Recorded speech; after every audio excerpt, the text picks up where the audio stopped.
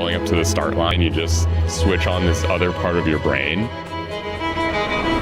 The noise of the world disappears, and you just focus on that task at hand. It's hard to describe why someone does it. It's like, why go to the moon? It's there, it's waiting for you, it's beckoning. As a driver, it's a similar thing.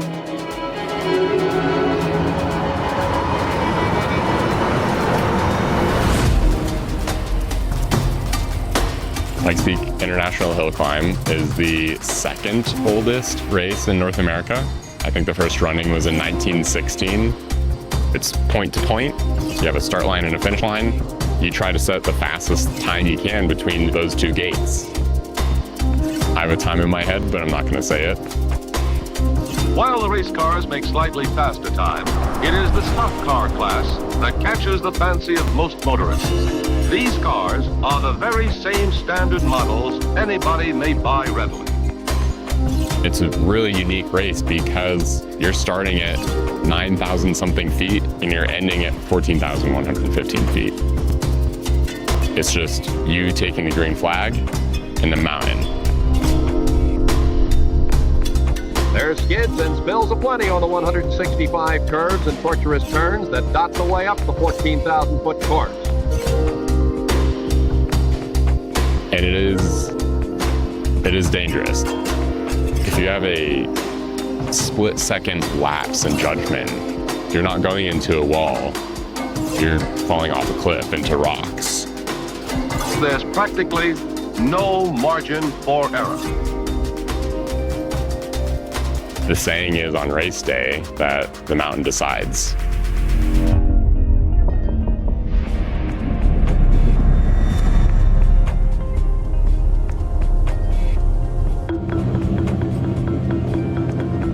I am a senior performance test engineer and test driver at Rivian. This year, I'm competing in the 2025 Rivian R1T quad motor. It's a whole new animal. It's hilariously fast. With 1,025 horsepower, we have our brand new Michelin Pilot Sport tire.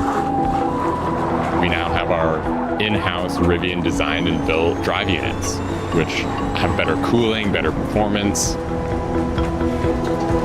This is a huge challenge for vehicles, so what better proving grounds to showcase the awesome potential of this platform.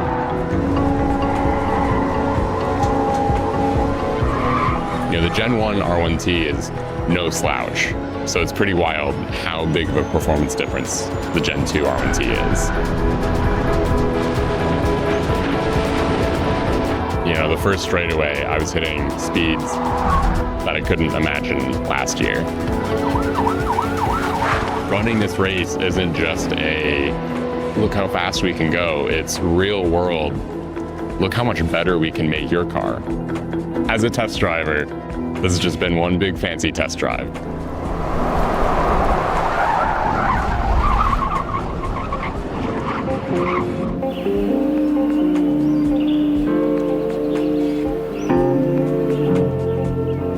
We were hitting about like 118 to 120 yesterday, going down into Bottomless Bit, which is a little bit spooky. I did have a really good run going and then got red flagged halfway through due to the incident in the middle section.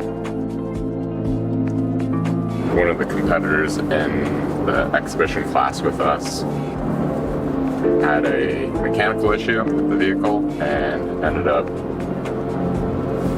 running off and sort of hitting the guardrail and I think rolling over and maybe went down the mountain a little bit. The driver's okay, but sustained a broken leg.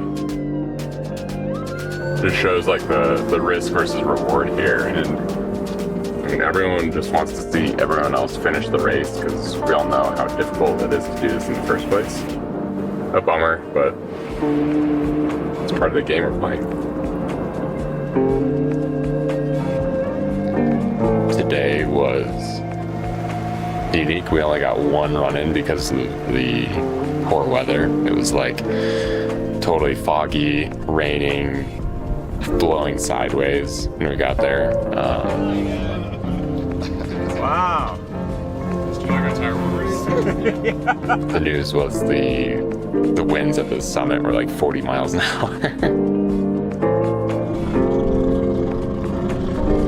Race day could be like these conditions. And at the end of the day, it's like you gotta get to the top of the mountain and not wreck. Like, I'm from the mountains. I grew up in the mountains. It's still like, it still gets me.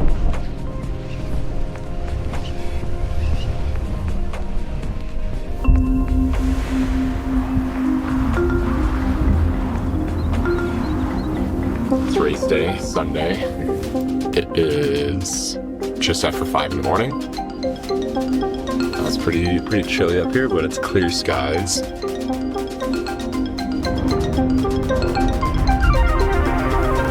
electric production truck, Gardner Nichols set that last year. He's going to try to best his own time of 11:23.983. So those are I'm ready. All right, man. Have a good run today. Thank you.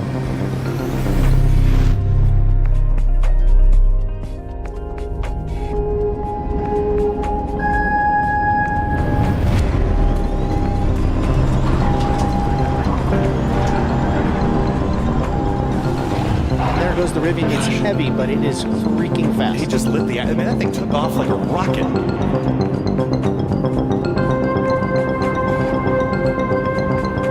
When you launch, it's just you're in this pure like state of focus.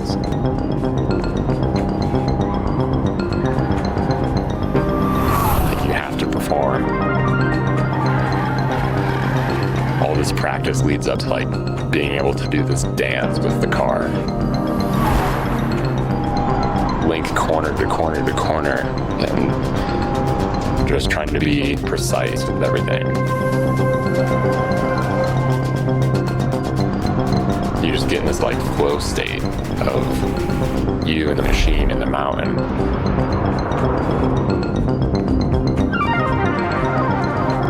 And you can just focus on driving.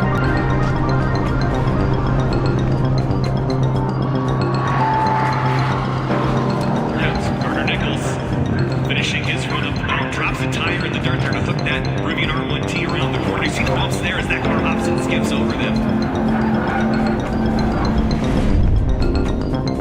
And coming across the stripe, Gardner Nichols chasing his own record. 11:23 was his time last season. Is it going to be faster than last year?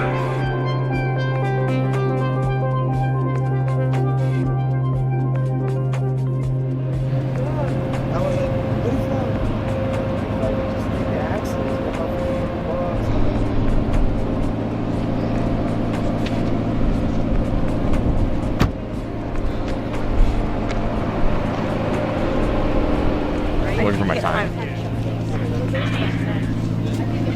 Take my time really quick, then we'll come back. Oh, 10. I got your time. Well, you have my time? Yeah. Did you say 10? 10:50.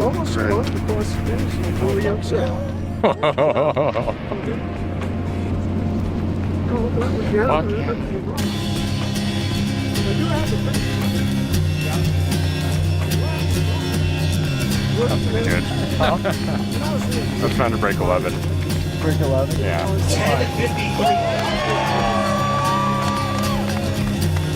Was that confirmed? 10:53. Yeah, I'm pretty stoked on that.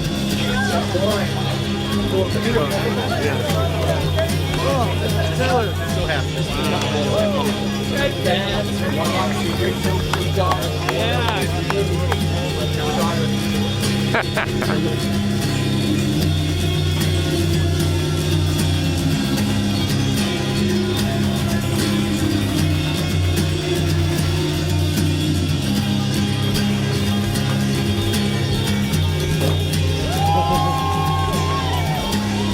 The historical significance of all this is always at the back of my mind.